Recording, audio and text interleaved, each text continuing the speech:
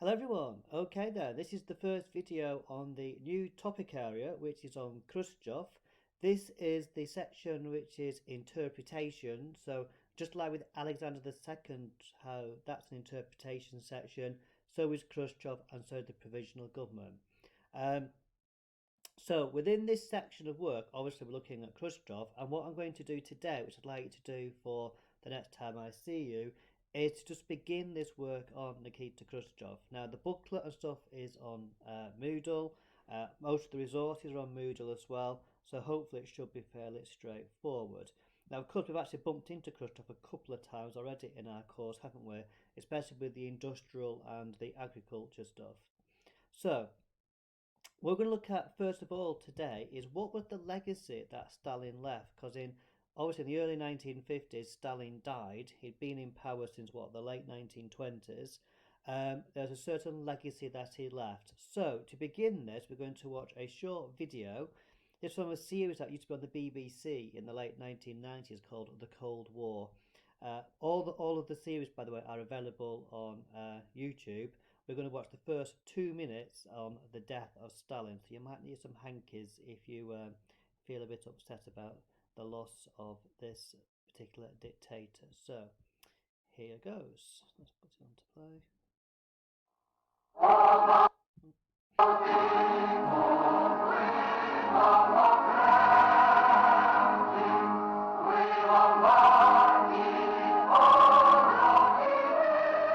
Throughout Eastern Europe, millions vowed to build the communist paradise.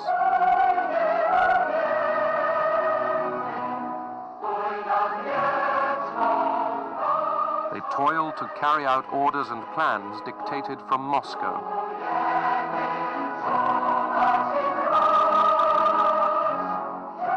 They marched behind the banners of Joseph Stalin.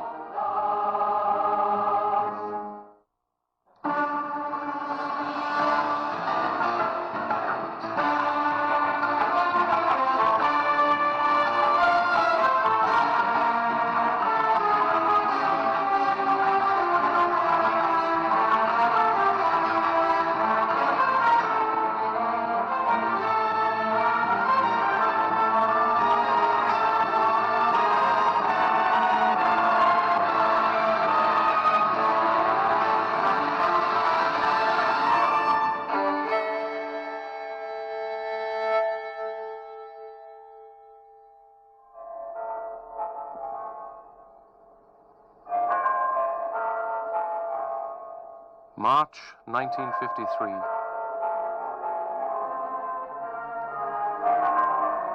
The Soviet Union mourns the death of Stalin.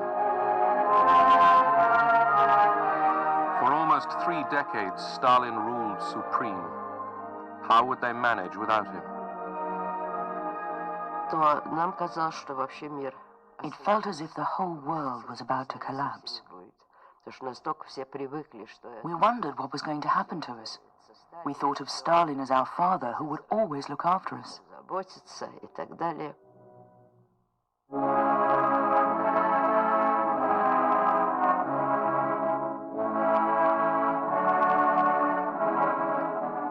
Stalin died without naming a successor.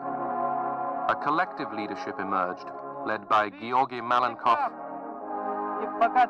Lavrenti Beria, Vyacheslav Molotov, and Nikita Khrushchev.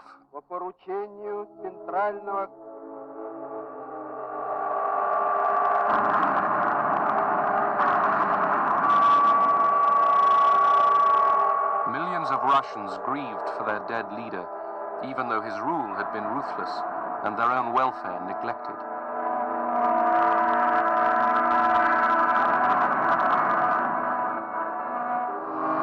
Stalin had transformed the Soviet Union into a superpower, but at his death, relations with America and the West had seldom been worse. For 10 years, the world has been dominated by the malignant power of Stalin. A new era begins, an era in which the guiding spirit is liberty, not enslavement, and when human relations will be those of fraternity, not one-man domination. America, too, had a new leadership. President Eisenhower, Secretary of State Dulles,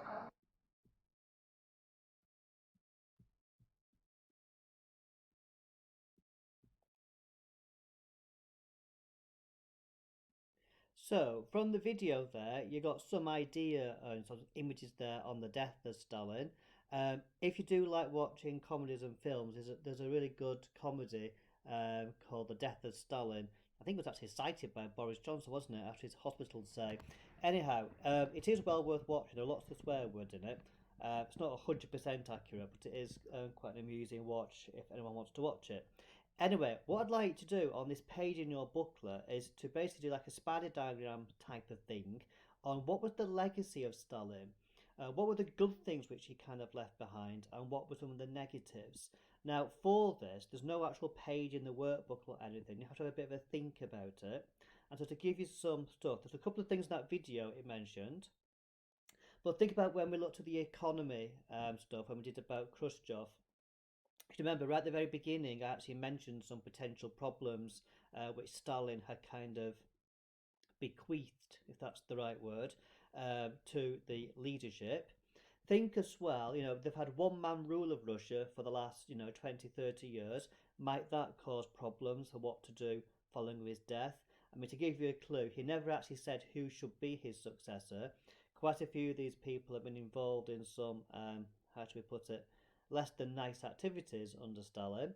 Think about the nature of how Stalin ruled. He didn't exactly rule in a nice way, did he? Might that cause potential problems? Think about issues about all those people who were in various labour camps around the country and all of that type of stuff. So have a real think about what was the legacy of Stalin, what were some of the positive things, but also some of the negatives. That video also mentions about foreign relations with America, so perhaps find out what was the state of the Cold War in 1953, 1952, that kind of period. Okay, once you've done that, and we'll have a chat about it once I see you all in some form or another, is this next table. Again, use because when Stalin died, they had what was called a collective leadership for a while. So they didn't have one single person in charge; they had a group of people, and these were some of the key people who were kind of jockeying for power when Stalin snuffed it. What I want you to do, I want you to find out a little bit about the back. I mean, I don't need to know every like primary school they went to, but just a little bit about their background. Where did they come from? A couple of positions which they'd had under Stalin. Kind of how important that person was potentially for Stalin. What jobs they had. And then just find out immediately after Stalin died what kind of role did they have in government. I'm not interested in 12 months down the line or 18 months down the line. Literally in those weeks after Stalin's death, what kind of position did they have in the post-Stalin government? So we've got here Levinti Beria, Molotov, Malenkov, Nikita Khrushchev, um, Kanonovich, and Bulganin. And then just think, to yourself, what do you think might be the main problems having all these people running the country?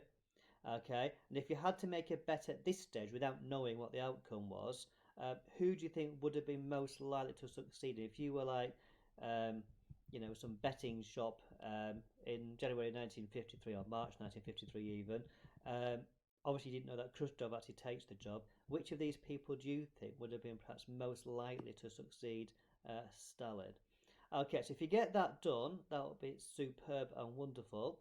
And what that means is that next time I see you, either physically or in a Teams meeting, we can then work on this bit here about actually how did Khrushchev get from where he was to actually taking over from the big man himself. Any problems or issues with that, then please let me know. But hopefully it should be relatively straightforward and shouldn't take you too long either, which means you can also crack on with that coursework, of course.